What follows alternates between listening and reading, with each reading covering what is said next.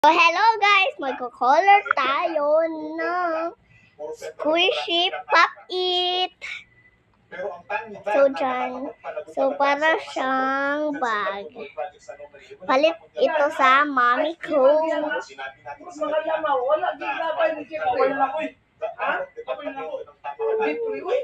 So, magko-color tayo. Ang first natin gamitin ang color orange. At ngayon, mapapanood naman po natin ang pinaka-reaksyon nitong si Senator Dante Marcoleta patungkol nga dyan sa naging pahayag ni Mr. Ben Tulfo. Ito po ay sa isang episode ng Sagatang Then, kasama po diba like this na siya guys? Then, let's mix. Panoorin po natin ang sabay-sabay. Makikita niyo po sa screen.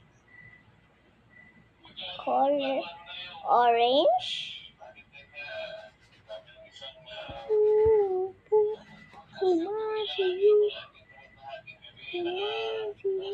Or so spell sa or. So guys, mali ako. Magputaman ako na or. Para orange. And then, ang color pink.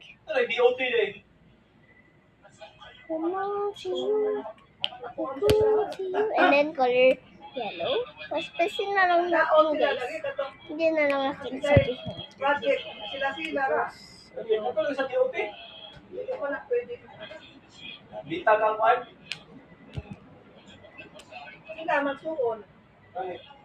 Yun.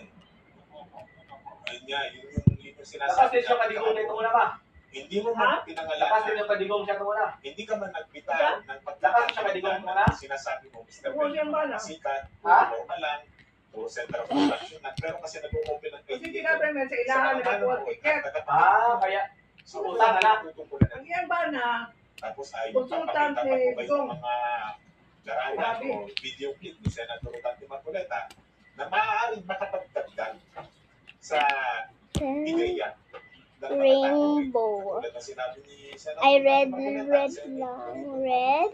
professor na siya sa And then, magsasagawa ng investigation yan. purple. Kaya kung nagsalita ka tungkol dyan, ito lang po nila. And then, sky blue, my favorite Sa pangangasiwa ni color. Senator Dante Marcoleta, And then, graduate school sa pag business. nagsalita ka dyan, ito lang. last na lang color, nakalimut ko. Kaya Ito. ating dyan, Kani. mas mainam siguro na So, pinangalanan bye-bye.